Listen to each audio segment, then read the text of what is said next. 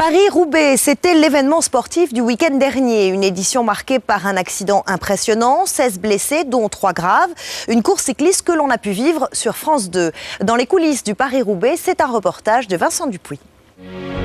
Dimanche dernier, départ du 107e Paris-Roubaix.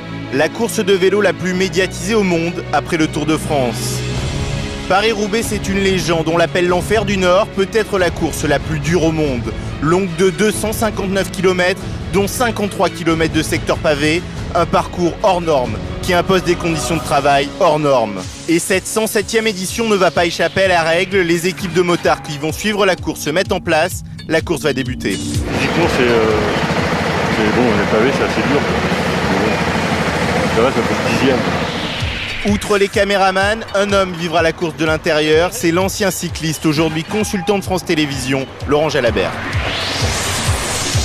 J'essaie de simplement décrypter la course.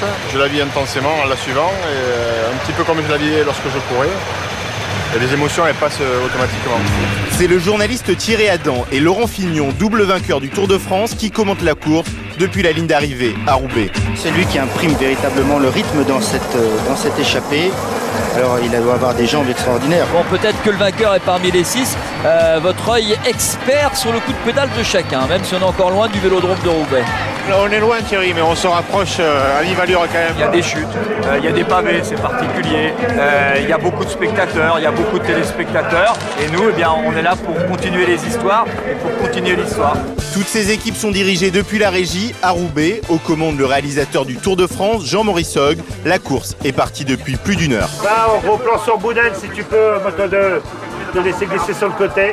C'est le seul sport où le réalisateur place les motos, place les caméras en même temps qu'il réalise. Et il faut qu'en permanence, je positionne les motos de telle sorte à toujours pouvoir raconter l'histoire de la course. Et l'histoire de la course, c'est avant tout ces pavés. Une spécificité locale qui complique grandement la tâche des caméramans.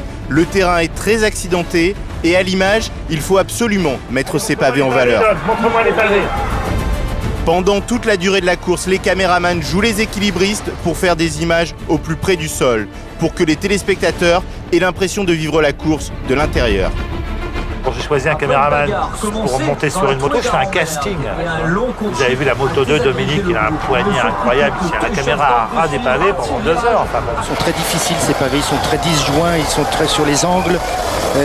Laurent Jalabert nous l'a dit, ça descend d'abord pour rentrer, donc on rentre très très vite. Il y a une chute. Et vu le nombre de motos qui entourent la course et la foule qui se presse sur le bord des routes, malheureusement il y a parfois des chutes. Cette année, une moto a renversé plusieurs spectateurs dans un accident extrêmement spectaculaire. Mais la course continue et vous allez voir qu'à 20 km de l'arrivée, les choses vont s'accélérer. Un groupe de 5 coureurs est en tête, mais plusieurs coureurs vont chuter. Il y a une chute au fond. Attention, il y a une chute. Oh là là là là là là. R2, roule, R2, roule. Moto 1, tu prends ta boulette. Toi sur le H1. Oh putain. Et n'oubliez pas la légende, si tu passes en tête au carrefour de l'Arbre, tu gagnes sur le vélodrome de Roubaix. Finalement, un homme pénétrera en solitaire dans le vélodrome de Roubaix. Il est belge et s'appelle Tom Boonen. Voilà le sacre, la 3e victoire de Monsieur Paris-Roubaix, Monsieur Tom Boonen. Fin du direct pour Thierry Adam et Laurent Fignon, qui peuvent enfin souffler après quasiment 4 heures de direct. Pour les caméramans qui ont suivi l'ensemble de la course sur les motos, le marathon est également terminé. Et c'est vrai que c'est un Paris-Roubaix, c'est crevant, mais c'est un plaisir aussi, parce que c'est une belle course. C'est sympa à faire, mais c'est vrai que c'est long, on met quelques temps à s'en remettre un peu. Jean-Maurice Hogg, le réalisateur, sort de sa régie pour venir féliciter ses équipes. C'est un des plus beaux Paris-Roubaix qu'on ait fait depuis ces 5-6 dernières années. Même pour nous, avec Fabrice, c'est un des plus sympas qu'on ait fait aussi. Ouais. Et l'audience de ce 107e Paris-Roubaix a été excellente, 22% de part de marché pour plus de 2 100 000 téléspectateurs. Elle était dans les 20h de France 2 et